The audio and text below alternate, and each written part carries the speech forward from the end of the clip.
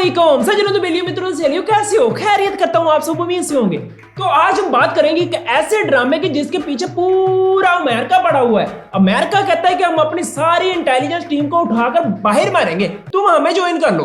वो कहते हैं ना कि हर चोर अपना कोई ना कोई सुराग छोड़ के जाता है। ये इतनी इंटेलिजेंट टीम है ना कि चोर की मारी गई निकी जी फूसी से भी उसे तलाश कर लेते हैं। Oh my God! ये टीम हवा में मौजूद फूसी के निके निके ज़रात का सैंपल लेती है, उसे चॉपर में डालती है और उसे ले जाती है डॉक्टर टनकरे के पास, जिसका असल नाम है डॉक्टर सुरंखे। इस डॉक्टर का नाम डॉक्टर सुरंखे इसलिए है कि ये वो सुराग पता लगा लेता है जिस सुराग से ये फूसी निकली थी। समझ रहे हो? समझ रहे हो ना? जी हाँ, आज हम बात करेंगे इंडिया के ड्रामे सीआईडी की। सीआईडी की यार एब्रिविएशन मुझे पता नहीं थी, मैंने गूगल किया कि सीआईडी की एब्रिविएशन क्या है, तो सीआईडी की एब्रिविएशन गूगल ने बताई कि इंडियन ड्रामा।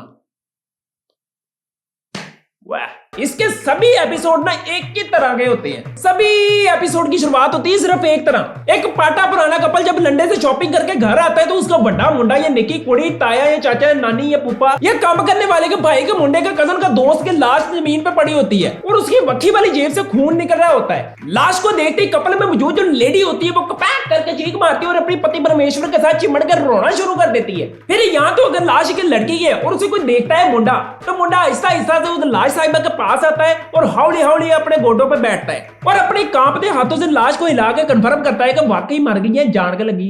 अगर कंफर्म हो जाए कि लड़की वाकई मर गई है तो फिर लाश के पास बैठ के वो आशिक साहब ये गाना गाते हैं, कैसे जीऊंगा कैसे बता दे मुझको तेरे बिना।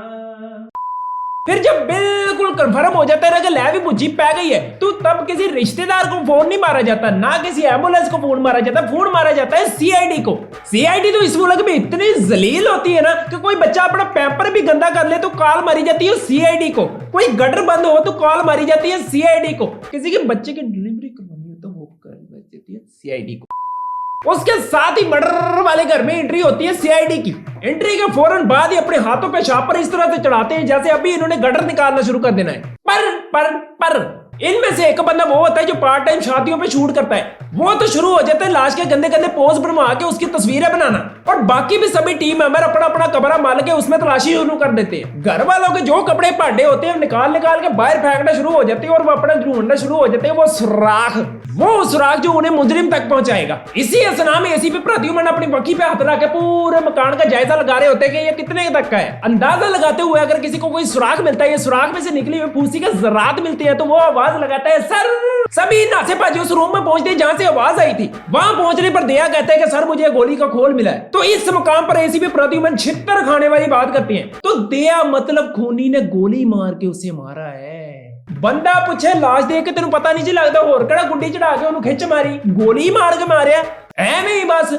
उसी वक्त वहां पे मौजूद एक भाई को मिट्टी के ज़रात नजर आते हैं। वो कहते हैं कि सर ये मिट्टी पड़ी है। हालांकि बंदा पूछे तुझे नंगे पैरी आए भावे ताड़े पैरों में मिट्टी होवे। उस मिट्टी के सैंपल और लाश को ले जाया जाता है डॉक्टर डैंग के पास। इस डॉक्टर डैंग का साथ ना निभाने के लिए इसके साथ होती है उजड़े चमन के चाटे वाली औरत और इस चिड़िया के घोंसले के बालों वाली लड़की के पीछे होता है अभिजीत। तकरीबन भी को 33 साल हो गए ये इसके पीछे ही है ना, तब कुछ बना है तो मेरा ख्याल है कि आगे भी कुछ नहीं बनना। डॉक्टर सुरंखे को जाके जब मिट्टी और गोली का खोल दिखाया जाता है तो डॉक्टर साहब भी आगे से कहते कि हाँ मतलब इसे गोली पिस्तौल से मारी होगी और मरे ओनू गलेल च पा के मारनी। साले का खोपड़ी तोड़ साले का। डॉक्टर साहब ने अपने बाल धूप में काले तो नहीं किए, सारी उम्र मिट्टी तो खाई है। डॉक्टर साहब मिट्टी को टेस्ट करके बताते हैं कि ये मिट्टी तो काजाकिस्तान के जंगलों में पत्थरों के नीचे पाई जाती है। डॉक्टर साहब की बात को मद्देनजर रखते हुए घर वालों से पूछताछ करने के बाद एक बंदे पर शक निकलता है। उसके बाद मारा जाता है उस घर में छापा। जब छापा मारा जाता है तो उसके घर में लगी होती है कुंडी। 2-3 दफा खड़काने पर कोई असर नहीं होता, कोई खोलने नहीं आता। फिर अंदर से अचानक आती है चीखों की आवाजें।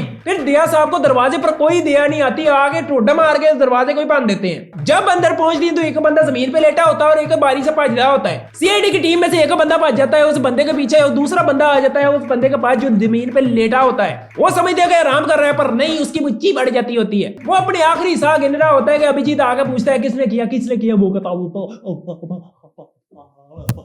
उसके बाद उसकी भी लाश को लेकर जाया जाता है डॉक्टर सोलंकी के पास, क्योंकि लाश को मारा होता है गला घोट के। तो डॉक्टर साहब तो है ही सियाने। डॉक्टर साहब उन हाथों के फिंगरप्रिंट उठाते हैं जिन हाथों से गला घोटा गया था, और हाथों के फिंगरप्रिंट लेने के बाद भेजते हैं नादरा को, और नादरा को कहते हैं कि हमें इसका डाटा चाहिए। वहां से डाटा निकालने के बाद उस बंदे को ढूंढा जाता है, उस तस्वीर की बुनियाद पर जो छपी होती है शनाख्ती कार्ड पे। बंदा पूछे उसके कुछ ढूंढा जा सकता है, उससे तो बंदा ही नहीं पहचानता था कौन है कि कौन नहीं। फिर मोहल्ले के चौकीदार को, ताए को, नाने को, चाचे को, करियाने वाले को, बाल कटवाने वाले को, सबसे पूछा जाता है कि भाई इन्हें जानते हैं। सभी कहते हैं नहीं नहीं नहीं नहीं नहीं नहीं नहीं नहीं नहीं हम नहीं इसे जानते। फिर अचानक से एक बाबा कहता है कि हाँ दिखाई दिखाई दिखाई मैंने तो कहीं नहीं पा रहा। फिर चाचे को पहचान होती है, कहता है अच्छा ये ते कौन है भला, हाँ हाँ याद आ गया ये वो है। फिर चाचे से इंफॉर्मेशन लेने के बाद उसके घर में मारा जाता है दोबारा से छापा। जैसे कि इस ड्रामे की रीत है, दरवाजा दे आपा खोलना नहीं, दया किस काम आएगा। दया साहब आते हैं, टोड मारते हैं और बंदे को पकड़ लेते हैं। और चोरों की भी एक रीत है कि चित्तर खाए बगैर दया आपा मुड़ना नहीं। दया साहब एक चपेड़ मारते हैं और वो सारा कुछ बन लेता है। हाँ हाँ हाँ सपा को मैं नहीं मारा है, इसे टोट पैनी को बैलेंस मैं करवा के देता तो, और बातें ये किसी और से करती रहती थी। इस मरजानी को मैंने अपनी अम्मी का कांटे बेच के सूट लेके दिए, फिर भी ये किसी और से बातें करती रहती थी। मुझे चढ़ गया गुस्सा, मैंने ला दी तोड़। उसके बाद एसीपी प्रद्युमन कहते हैं अब जेल में बैठ के नोट गिनते रहना, कितने का लोड करवाया था तुमने।